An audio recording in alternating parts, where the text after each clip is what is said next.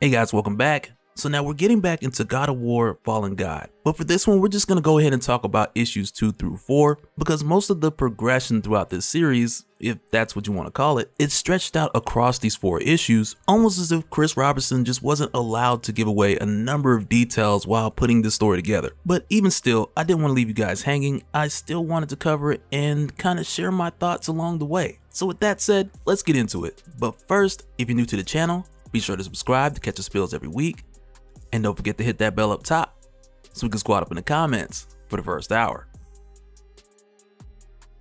Alright, so for issue 2, it picks up right from where we had seen Kratos in issue 1, to where he had wandered into the land of the Pharaohs, which is definitely Egypt, though at no point in time is it specifically called Egypt, but instead we more or less know by the terrain and the creatures shown representing the different Egyptian gods. But this had brought us to a place of Kratos wandering to exhaustion, and as he drifts into this dream state, he's then approached by Athena, who appears very much like how we had seen her towards the end of like the God of War 3 game, to where when Kratos had defeated Zeus, Athena had then discovered that Kratos had been using a portion of her power. And so when she shows up here asking Kratos to return home to fulfill his destiny, it very much contradicts what we've seen going on with Kratos in the land of Pharaohs. Because prior to this point, we've already discovered that wherever Kratos chooses to go, in air quotes around chooses, but with wherever he chooses to go, it'll always fall in line with what is written to be his destiny. So right away with Athena showing up here and telling Kratos to come home to fulfill his purpose, though it's not said directly, it really comes off as Athena having her own motives to get Kratos to restore the power of hope to her, of which previously he had already used and forfeit rather than just handing it right back over. But right after this, when Kratos awakens once again with the blades, at this point he still believes that it's Athena bringing them back rather than it being a higher power that has predetermined his path regardless of whatever land he may travel to. And when he wakes up, the prophet that we had seen before, he returns, and it's here where he tells Kratos that it is written that the hour that he'll be needed here is fast approaching. But when he tells Kratos to take up his blades and prepare for the battle to come, Kratos just throws the blades in the river, telling the prophet that he refuses to just be told what to do, either by what has been written by any god or any man. But then after doing this and following Kratos for like months of wandering, to where in his case he's trying to leave the past behind him and find peace. But after these months have passed with him speaking to this prophet, he then finds that he had went around in circles and ended up back in the same place. Which once again shows us that even of his own free will, his steps are ordered, and in spite of where he would desire to go, he will always find himself ending up in the time and place to where it is written that he should be. But when he finds his way back to the small village, the people, they are once again screaming and scared and terrified, but this time it's not of him. And instead of the people of this town running from him, they eventually run to him and beg for his help so that he would protect them and save them from the Chaos Beast.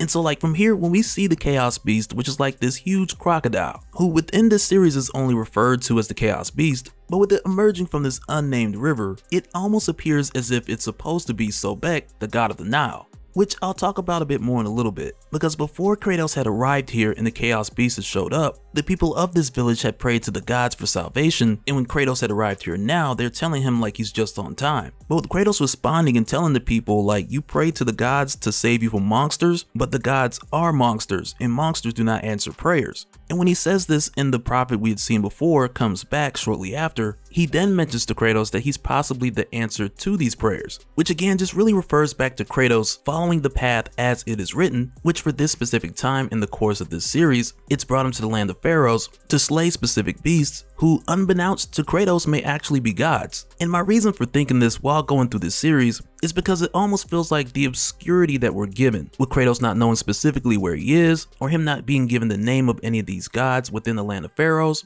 And with seeing this, it's almost like this series is reaching back to God of War 3 and hinting at this underlying plot to where when Kratos had opened Pandora's box and released the evils to the gods, that this had also taken effect in other lands as well, affecting more than just your Greek gods. But instead of Kratos being told clearly like where he's going and what he's doing, instead he's led to believe that he's just going of his own free will and in an attempt to control his own actions in the midst of all this obscurity and confusion, and that alone then provokes him to fight these beasts anyway. Even at this point, with him not being sure if they're real or if his mind's just playing tricks on him, or even if the prophet is real who's telling him that he needs to fight this beast because it's written. But once again, I do want to mention that a lot of these things are like just my thoughts or my interpretation, just kind of going off the little bit of context that we're given throughout this series, because with reading through this, like a majority of it is just pages of fighting with a bit of grunts here and there, but then when we get to the parts that do have context, it's either obscure cryptic, or just plain repetitive, which is another reason why we're talking about issues 2 through 4 all in one video. But once again, I'll say it really feels like Chris Robertson just wasn't allowed to go into depth with a lot of things here, and because of that, we're kind of forced to take it at face value and just assume the rest. But at this point, with Kratos facing the Chaos Beast and successfully defeating it by tearing off its jaw, or whatever you call that part of a crocodile, not a crocodile expert, but with him doing this out of frustration and like begrudgingly saving these people, like right after he's confused once again because the people, they're still afraid,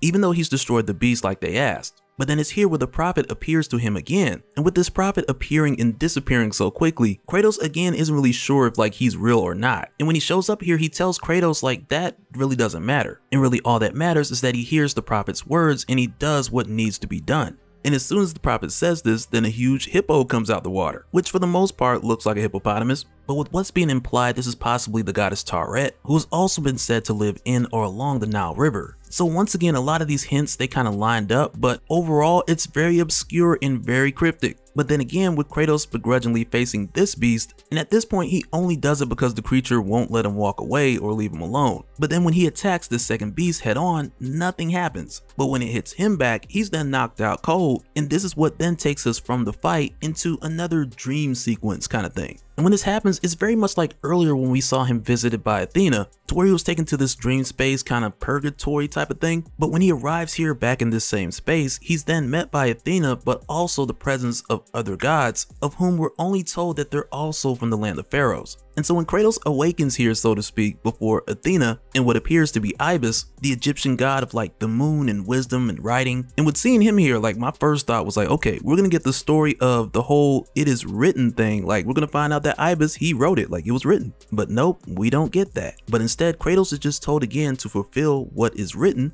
and that he is to use the blades to deal with these threats with no delay. But aside from this, we do get a little bit more, because in the grand scope, we're shown that this prophecy, or Kratos' destiny, as it would appear, that it goes above and beyond Athena, Ibis, or any of the other gods that we've seen. And even though Kratos sees this as just constant torment, Athena then lets him know that this torment is actually his purpose. So it's not like these gods are trying to make him do anything. And it's also here where he's told by Ibis, and I'm just gonna call him Ibis because that's what it looks like, but it's here where he tells Kratos that it's the same in the land of his birth as it is in the land of the Pharaohs, which pretty much means no matter where Kratos would travel, he'll be walking into his destiny. And from there, the narrative, it dips back into like the cryptic realm of repetition and obscurity, with all of the gods telling him just to embrace his destiny and yada yada yada. But with us seeing this and it also showing us this mysterious prophet once again writing and taking down the words of this higher power who has ordered the steps of Kratos, and once again hinting that there's someone else higher up than just the gods that we'd seen before, or even the ones that we see now, and that this higher power, who is also unnamed, that he or she or they are truly the ones determining what Kratos needs to do, and these gods of the land are just showing up telling him to do it. But in the case of Athena, I still believe that she's here either of her own means or her own motives, with her now telling Kratos to go forward right after she was just telling him to come back. But all in all, when Kratos just picks up the blades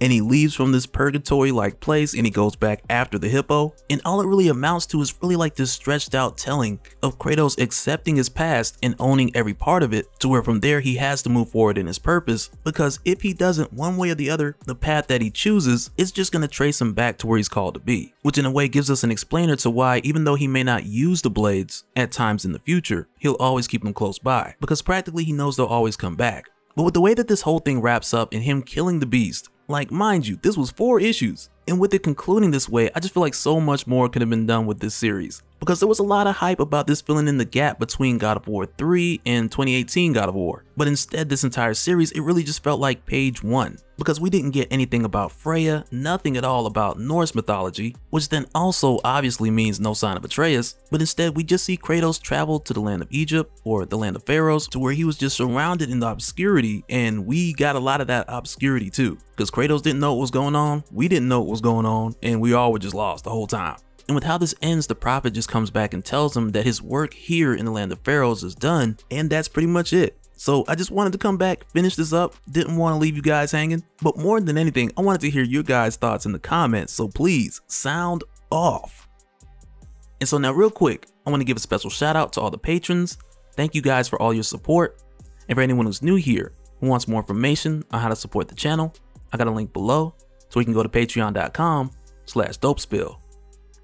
But that'll do it for this one, guys. Let me know your thoughts down in the comments below. I'm ready for this one. Because for me personally, with God of War Ragnarok on the way, I was hoping to have a lot more story than what we had got here heading in. Like just to build on top of what we got from the game in 2018. But let me know your thoughts down in the comments below, and we'll do it again in the next one. Alright, later.